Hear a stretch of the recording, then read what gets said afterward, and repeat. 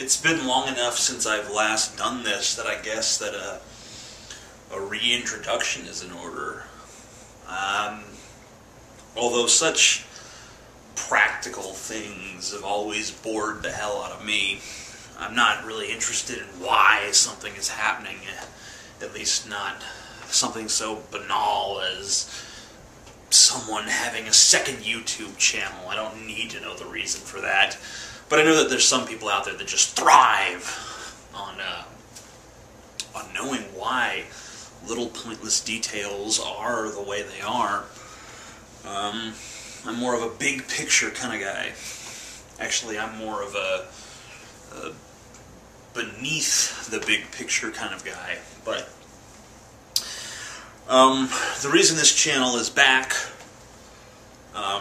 and being used seriously for the first time in a long time is because now that I have a partner account, I can finally do with this channel what I've always wanted to do, which is have a channel for my vlogs. And the reason why this account just would not do before is because the 10-minute time limit is just not conducive at all to my thought process and my need to blab and blab and blab and blab.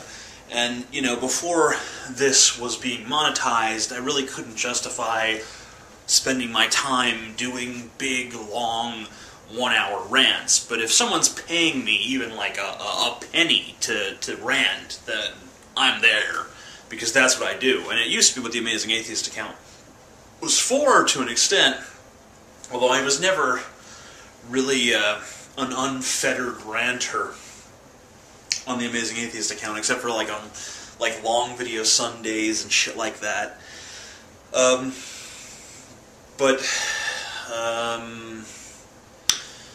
But it was always more free in the past. Well, that doesn't make any sense. Always more free in the past, no. Because, you know, 5 minutes ago was the past, and that wasn't the case then, so yeah. And plus, the past cannot extend into always, because then it goes to the present and the future, and then it's no longer the past, so it all negates itself. But in the past, in the somewhat distant past, relative to the human life cycle, well, you know, relative to like a decade, you know, the distant past. You know, 3 years ago, okay? Like 2 or 3 years ago. That's what I'm trying to say. You know, I was more free to be clumsy, to make mistakes, to look like an idiot. I can't really do that on the Amazing Atheist anymore. Now, some people will disagree. They'll say I look like an idiot all the time on that account. But, you know, they're not that kind of idiot. I'm talking about fumbling, speaking off the cuff. I don't really do that anymore on that account, because I can't, because I have so many subscribers that I want to make sure that I convey exactly what I mean. So something is lost. It's like what's lost between something that is musically very raw, very from the gut, energetic and powerful, like punk rock, and something that's very produced, very meticulous, like, I don't know, most 80s rock, very contrived. You know, that there is a difference between the guttural, the instinctual, and the contrived, and the very, very intentional. And that's not to say that one is superior to the other, but there is a difference. And most people like the contrived. They like something that seems planned, something that had some thought put into it, and then other people like this raw shit. And that's what this channel is for, those people. Well, actually, no, it's not for anybody but me. But yeah, but that's the audience that I'm hoping to go towards. This is not, you know, and don't get drawn into this false dichotomy of, oh, you know, the Amazing Atheist is the fake TJ and this is the real TJ. That's not the way you should look at things. The way you should look at things is the Amazing Atheist is polished TJ, and TJ Does Life is raw TJ. It's the stuff that you have to be a real fucking purist to enjoy. So, that is the explanation for why this channel exists, and why it's finally being used, and, You know, now that I've said all that, I don't even know what the hell I want to talk about anymore. But it doesn't matter, because we're just making videos. There's no pressure. There's no need to be profound or anything. It's so strange. I'm nervous again. I don't get nervous in front of the camera anymore, but I'm always armed with what I want to say. And, ooh, they're going to like this, or maybe they won't like this, but at least I know. You know, I have some idea going in what's going to happen. This is all like, whew, I don't know. That uncertainty, it makes everything feel dangerous. And it's a very lame, nerdy type of danger. Like, oh, I got in front of a camera and I didn't know what I was going to say. That's not an impressive danger. That's not like, I'm going to scale Mount Everest. No one really lauds you and rewards you for doing this sort of thing. But really, it's a lot fucking scarier. You know, you climb Mount Everest, you know what's going to happen. You know that either you're going to succeed and be a hero, or fail and still be a fucking hero. Because, goddamn, you're balls for even trying. So you know that you're a fucking hero no matter what when you climb Mount Everest, or when you jump out of a fucking plane. Maybe not a hero per se, but you're considered brave. You have, there's this idea that there's, you know, something special in you. But the real acts of bravery in our life are the acts where we do something and we don't know. You know, we can fail and no one's going to give a shit. I mean, every day, literally thousands of people all across the world are starting YouTube accounts, and they think they're going to be the next SXE Phil or Ray William Johnson or whoever else is out there, you know. They think that's going to be them. And you know, they get in front of that camera and they start talking. And they're trying so hard, and you know, you watch them sometimes and you just know instantly, like, they ain't got it. But goddamn, that's brave, just putting yourself out there like that. Brave, but you know, no reward. No reward for failure there. A lot of things, there's rewards even for failing. Just as long as you show the courage, but no one cares about courage when it comes to getting on camera or writing a novel that no one will ever read. You know, being a failure. It takes a lot of courage to fail. Because in order to fail at something, you had to fucking try in the first place. And trying, knowing that if you fail, no one is going to give a shit. That's pretty incredible. That's the real fucking courage in this world, if you think about it.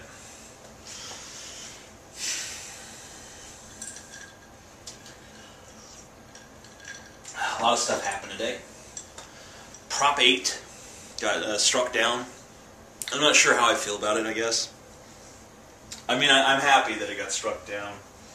I'm happy that, you know, now gays in California can marry, I guess. You know, pending appeals and other court rulings and stuff like that. But for the, you know, it's a victory for, you know, I don't like to say gay rights. I'll say human rights, because really, it's not about the rights of one group or another group. You know, when we divide ourselves into these little segments and groups, we forget that we're part of a larger collective, and that collective is humanity, and then the larger collective outside of that is all life, and then even beyond that is all extant material in this material universe of ours. All of creation, all of the cosmos, right? And as Carl Sagan said, if you want to make I'm paraphrasing, I'm going to butcher this quote, if you want to make an apple pie from scratch, you must first create the cosmos. Right, so remember that. Maybe it was cherry pie. Doesn't matter. Any pie. You want to make a fucking pie, you need a universe to make it in. Or maybe he said the universe. Either way, doesn't fucking matter. Same goddamn thing. Pretty much. Unless there's like a multiverse, then I guess cosmos would cover the entire multiverse, and therefore universe and cosmos would not be synonyms, since universe would only cover one universe, and cosmos would cover all universes, because they are all part of existence, and cosmos is the existence, so whatever. Right. Doesn't matter. I'm not even sure if that's accurate. Doesn't matter. It's all just labels anyway. We all understand the concepts there. I mean, we don't really understand, but we have our little human intellectual understanding. You know, my friend Galen is a big fan of this philosopher by the name of Krishnamurti. I can't read the guy myself. I start reading him and he just speaks in questions, and I can't stand that. Like, come on, at least pretend to have some answers. You know, anyone can ask a lot of intriguing fucking questions. Pretend to have answers. I need those. We need to have some answers to these questions, even if they're wrong. I think sometimes a wrong answer is more valuable, at least psychologically, than to just have a question. Just have a big blank space, because a question is empty. All it does is create a hunger in you for an answer. And, you know, even though that approach is probably more honest, I don't think it's healthy for human beings to walk around full of these big gaping holes. But I don't think it's right that we have answers that that might be wrong, that we're so fully committed to that we can't change our minds once the real answer presents itself, because that's how you get religious dogma, and that's dangerous, obviously. But anyway, my friend Galen is a fan of this philosopher by the name of Krishnamurti, who talks about the difference between intellectual understanding and the visceral, real understanding. You know, it's like, I can intellectually understand the horrors of war, but I've never been on a battlefield. I've never held my best friend in my arms and looked into his eyes and watched him die and had him tell me to give his love to his girlfriend or his wife back home or his children. And knowing that I might not be able to deliver that message because maybe I'll be dead too real fucking soon. I've never had that happen. And, you know, I don't really want to have that happen. But as long as I haven't had that happen, I will never really know what that feels like. And even if I did know what it felt like, I would only know what it felt like for me. I wouldn't know what it felt like for anyone else, except for intellectually. I could use my knowledge of what I felt and apply it to them, but it wouldn't be 100% accurate, because the context would be different. The context of their life, or their lives, if you're trying to understand, you know, over a wide group of people, it's different, you know? That's why, you know, we can't ever really be said to understand anything, except for what we've personally experienced. And even that understanding is somewhat limited, but at least it's a true understanding as opposed to an intellectual understanding. And that's the only way that we understand the universe, intellectually. We understand there's a big, vast universe out there, but it's only an intellectual understanding. We have no real idea of how infinitesimal we really are. We know that we're really fucking small, really insignificant, but we really don't grasp it, you know? 1 second we're yeah, I'm small, and my whole planet is insignificant in the grand scheme of things, and then the next second we're strutting our stuff like we're God's gift to creation, like, yeah, I'm fucking awesome, duh, duh, duh, duh. You know, so it really doesn't impact us. It's too counterintuitive, because to any individual out there, the entire world is them. You know, I don't know anything beyond me. You know, I don't know what anyone else feels or thinks, really. I mean, for all I know, you know, I shake someone's hand and I fucking smile in their face and they smile back at me. You know, I feel like, yeah, it's good to see you. And they say it's good to see you too. But I don't really know if they think it's good to see me. Maybe they fucking are dreading seeing me again. I mean, like, oh god, not this asshole. We don't really know what anyone else feels. Some people choose to react to that fact with paranoia, to just be fearful of everyone and everything, because who knows? Maybe they got a knife and it's ready for your back at any time. You know? It's pretty scary.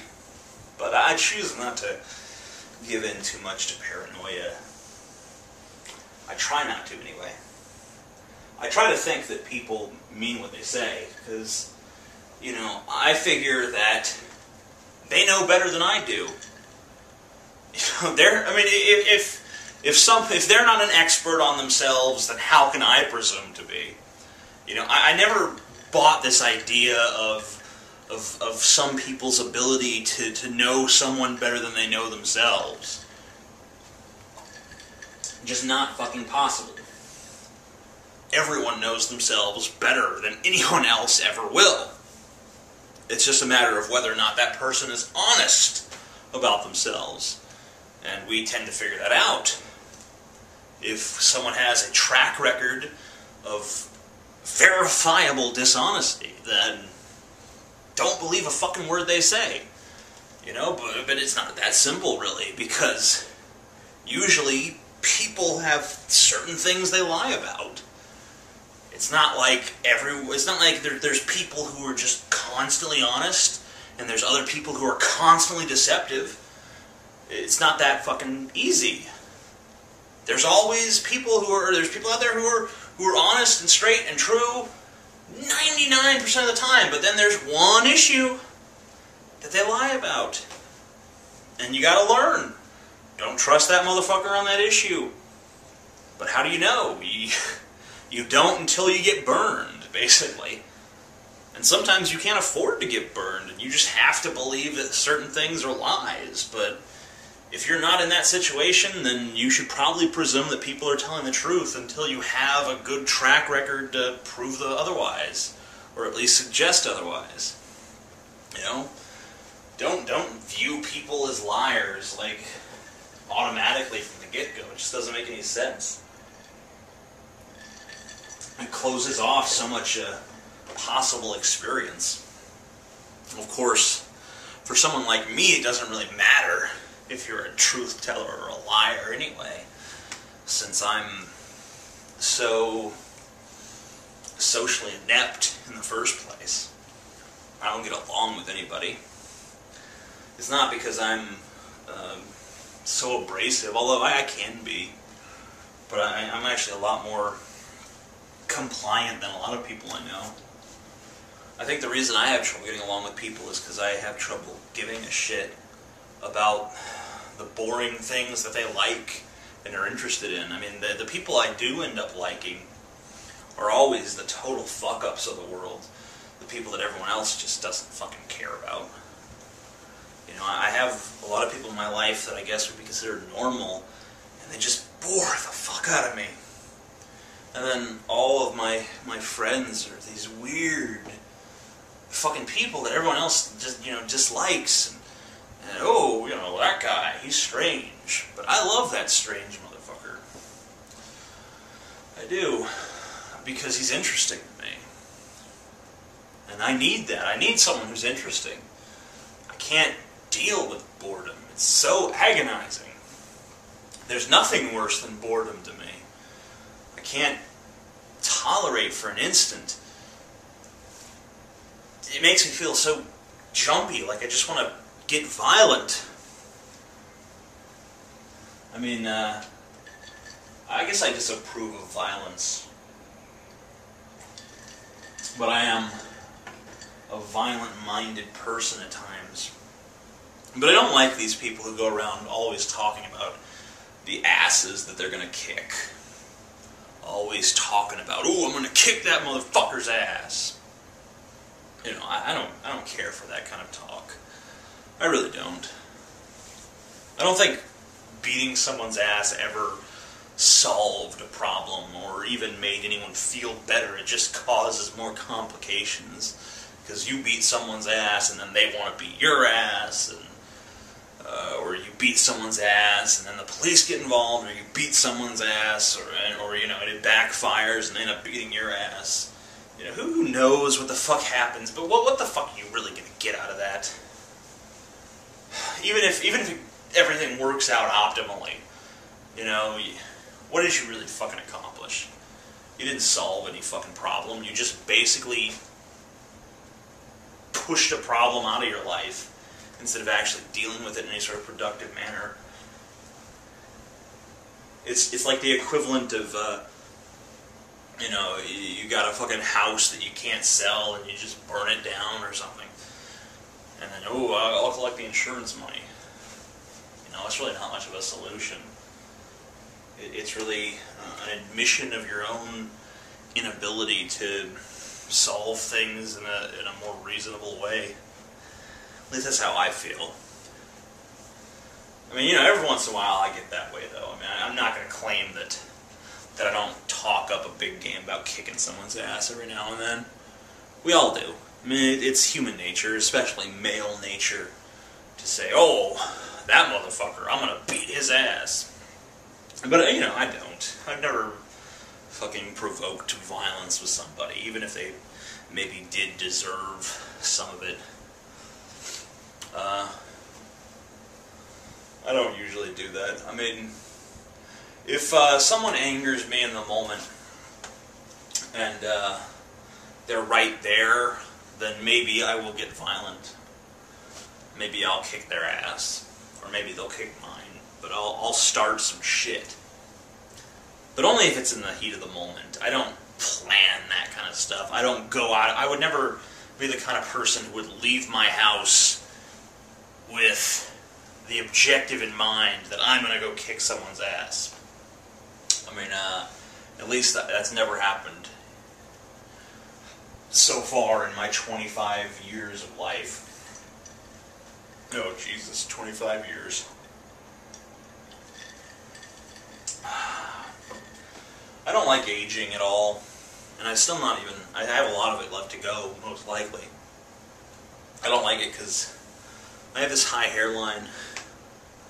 That's why I have these ridiculous bowl cuts and other stupid hairstyles, which I guess I'm gonna stop attempting. I'm 25 now. I guess I can allow myself to have a high hairline at this point. You know, it was more embarrassing when I was in my early 20s and had this high hairline.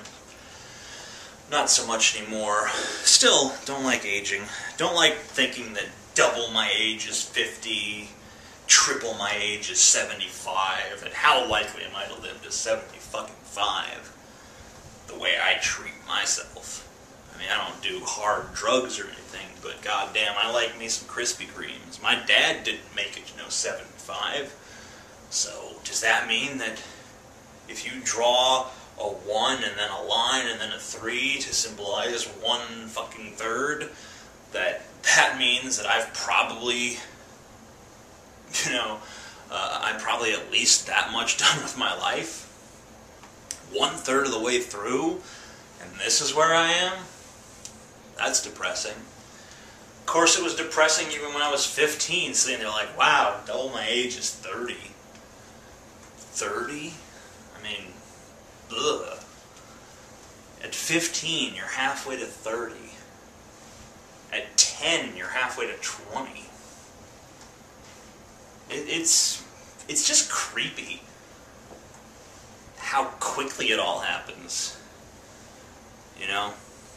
And it seems slow at the time, but then as time progresses and memories fade or die away entirely, it all just, you know, memory is strange to me too. The idea that all this stuff happens to us and we only remember the moments that our minds think are key moments. How do we know? I mean, how do we trust our brains, really, to know what's right for us? You know, you ever remember something that was completely pointless? You just be sitting there at a red light, and all of a sudden a beat-up blue pickup truck pulls up beside you. Why do I remember that? What does it matter? That beat-up blue pickup truck was nothing. It didn't mean anything to me. You know, I wonder if there are moments in my life that were important, like big, staggering moments, that I've just, forgotten. Because how would you know? How would you know if you had forgotten the most important moments of your life? We don't know. Maybe one day you were walking alone through a meadow and you saw a beautiful naked girl and you went to her and you had passionate sex. And then, you went to sleep and you woke up and you assumed it was all a dream, but it really happened. And then by now you've forgotten it. It never happened as far as your mind is concerned. But it did happen. You've just lost it. You've lost it like you lose a prized possession. Like, some guys will lose their wedding ring. Oops, fell into the water. Well, it's gone. And that's that memory. Maybe. Who knows? I mean, I don't know. I think that my memory works well, and I think that I remember all the moments that are important, but I wouldn't I? Even if I had forgotten. These kind of things fuck with me, especially late at night. I get scared a lot late at night. A lot of spooky shit going on. Lying in bed, I think about death. Death freaks me out. Knowing that, everything that I'm experiencing now, nullified. Remember earlier how I was talking about how no one really understands anyone else? Well, death is the moment that no one understands you anymore. Yeah, that's right, because you understand you, but then, when you die, you're gone, and there's no one left to understand you, and there's no you left to understand. There's the memory of you, and we just talked about how unreliable memories are. That's why when you go to someone's funeral, people already start talking about how they were, and everyone has this idea about how you were, and everything you were gets twisted into something happier, Like if you were a cantankerous douchebag, people will say, well, he was very outspoken.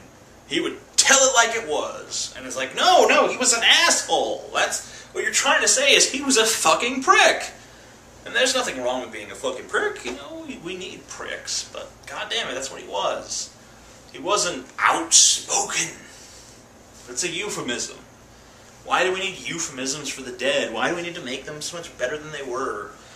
You talking about them like that doesn't change their death. It doesn't change the shape of what's happened, It's uncomfortable and disconcerting.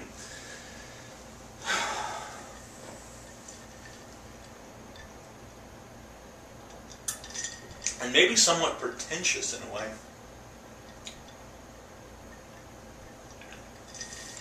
I don't know. Even when great intellectuals die and leave behind their works, it seems like, 100 years later, who really gives a fuck? Except for some other stuffy intellectuals that are just looking for a prize by topping them, Like Descartes, right? You know how many books there are right now about how Descartes was full of shit and everything he said was wrong? Oh, Descartes' error! He was fucking wrong, man! The guy was a fucking idiot. And what is it really doing? It's not about Descartes, it's about the author of the book about Descartes. Basically when you say Descartes' error, what you're saying is, I'm better than Descartes. Pay attention to me, I am the new intellectual. I am the new king of the mountain. There'll be physicists 100 years from now writing books like Fuck Einstein and And, you know, the implication will be, oh, yes, you are so much better. So, I mean, like, even if you're this great intellectual and you live this life of amazing discipline, you're still going to be looked at like, ooh, you're nothing now. We've got our own shit. Our own guys who know way more than you ever fucking knew. We don't need your shit anymore. I mean, it's how the big human progress machine keeps on chugging along. Everyone needing to top each other, you know, because if you don't give someone a personal stake in everything, then they won't do it. I mean, no one's going to come up with a brilliant scientific theory just for the betterment of humanity. They want to be fucking, yeah, I'm on the cover of Time, and I'm amazing, and I'm, you know, voted #1 intellectual in America. I have a huge grant from all these organizations and intellectual circles. I am fucking Elvis Presley. You know, I am the lead neuroscientist in the world. And I'm impressive. They gotta have that, because if they don't get that, then no one gives a fuck. They're not gonna bother unless they get the glory.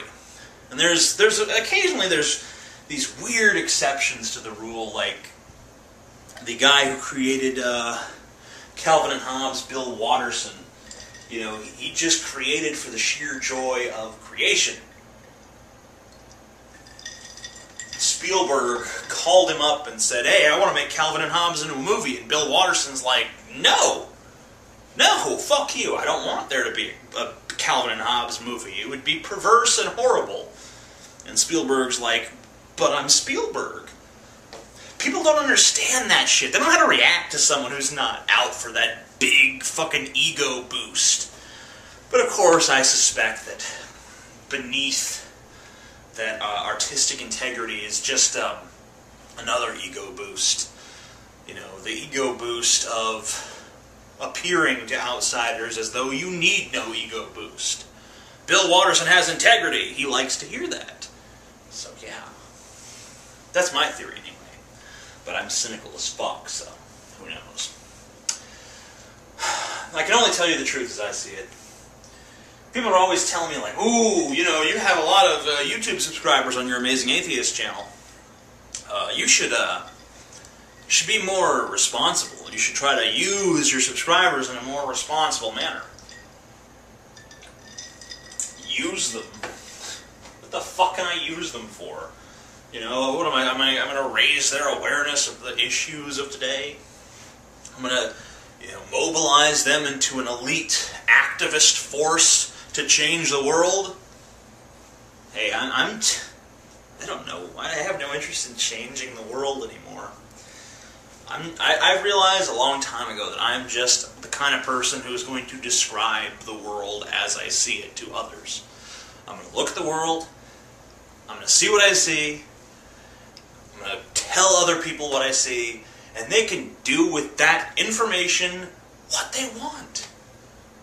If it makes them think, great.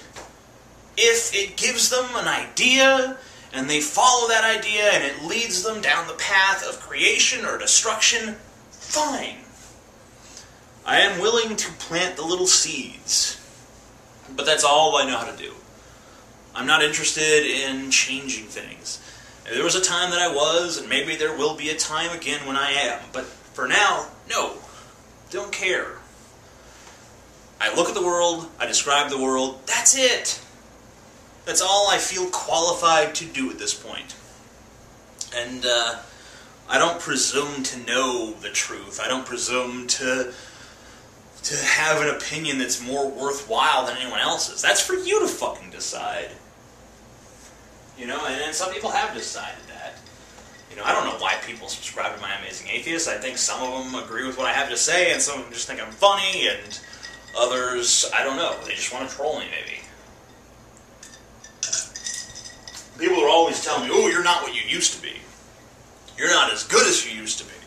You used to be amazing. Now you're just shit. You're slime. I haven't done anything different. I do the same thing I always do. I just describe the world as I fucking see it. You know, it's really my changing perspective that leads me to be one way 3 years ago and a different way now. But I can't change my perspective back to that, nor would I want to. Even if that was a superior vantage point, it doesn't matter, because that's the fucking past. You want that person, go to that person. That's not me anymore. I'm something else now. Not significantly different, mind you, but slightly. You know, maybe I've changed a label for myself here and there, but essentially I'm the same. I haven't undergone any major changes. I'm still the same dirty, foul-mouthed motherfucker I always was. I still believe in freedom. That's my main thing, really. Freedom. And I'll side with any ideology that I think can deliver on the promise of freedom. But freedom of speech, I don't know if that exists in America at this point, or ever, really. Because if you think about it, you know, if an organization like YouTube has the right to do whatever they want, and I block and censor people all the time in my comment sections of my videos. Sometimes there'll be a comment that I just barely don't like, and I'll block it, and I'll delete it, and block the user who posted it. Just because I'm a spiteful little angry bastard. Well, big angry bastard, really. So I'm part of the problem. But, you know, people say, oh, the First Amendment, that only applies to the government censorship. You know, private organizations, they can control what goes on. But then, you know, then you start to think, well, you know, really, everywhere in America is privatized. And increasingly, you know, even the things that used to be government-run are now damn privatized. So, where is this freedom of speech supposed to be exactly? You know, you don't have it on YouTube. I mean, Coughlin 666 just got suspended for, I think, the second or third time, you know, just today. So, you don't have it, you know, on YouTube. You know, you could buy your own website and put your shit there, but how are you going to get traffic to it? And even then, you know, you've got all this net neutrality disputes where they want to give the bandwidth to the people who really have the money to pay for it. So if that happens, then, you know, that's fucked. So really, I mean, you know, all the First Amendment does is protect your freedom from the government, and it doesn't even do that very effectively. And it still gives corporations the right to censor you, and it still gives me the right to censor you. How can you be free as long as someone else has power over you? It doesn't matter if it's the government or me or anybody. And you can't trust anyone with power. You give me power, I'm going to do horrible fucking shit. You know, I'll become the most evil fucking maniacal bastard within a week.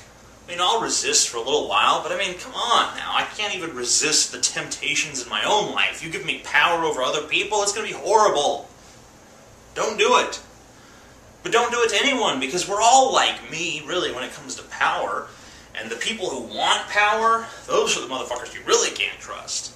Because they're the ones that are actively seeking ways to fuck other people's shit up. So I don't know. I don't know what we could do to have freedom. That really brings me back to the Prop 8 thing, though. Yeah, I'm going to keep that in. Just because it makes me human.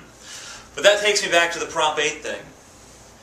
Because I was talking about that earlier and I kind of got sidetracked. You know, I'm glad that that happened. I'm glad that we won this big, you know, human rights victory. But at the same time, I'm sad that it had to come from one judge making some legal ruling, you know, that goes against the will of the people, what the actual voters wanted. I think it would be better if we could have changed the minds of the voters, put it to a new vote, and won that way. And then it would have been the will of the people. But now it's the will of one man. You know, backed up by a lot of people. Don't get me wrong, there's plenty of people out there, myself included, who are happy that Prop 8 is fucking gone, or at least well on its way to being gone. But, you know, at the same time, it kind of sucks that the reason it's going away is because one man said, nah, I don't like this. You know, I kind of feel like the other side has a point when they say that this is not the will of the people, because it's not. So, but I mean, why should the people have the right to take away someone else's rights to begin with? Why should 90% be able to say to 10%, no? Doesn't make a lot of sense to me, either way. I just feel like freedom is this paradox, and, well, not freedom itself, but I feel like the circumstances under which freedom could exist are paradoxical. Like, if you have any one of these things, then it cancels out all of the other things which you also need. You know, I sometimes think that the only people who really have freedom are, you know, the increasingly rare absolute monarchs. The people who really have control. They can really just do whatever the fuck they want, to anyone they want, whenever they want. Really, for any one individual to have absolute freedom, he has to be able to take away the freedom of anyone else. What the fuck does that matter? So, I guess that you have to have some restriction on people. I guess that you know, freedom by its very nature has to be somewhat limited, because if it's not, then, you know, it ends up being where, you know, freedom belongs to very powerful people, and it doesn't belong to most of us at all, because, you know, when we're in Walmart, Walmart is fucking God. When you're on YouTube, YouTube is God. You know, you have a voice on YouTube, but YouTube can take it away if they fucking want to. And you know, I guess that I don't see a problem with that. I mean, it's their site. They're the ones paying for operations, but at the same time, you know, we're their users, and I think we have a right to complain. But at the same time, you know, they don't really need us. I mean, they need some people, but, you know, do they need me specifically, or you specifically? No. They could get rid of pretty much every dissenting voice, and they'd still be fine. So I don't know how you negotiate freedom when that's the state of affairs that we're given. But I mean, I have a lot more I could talk about, but I guess I'll wrap this up there.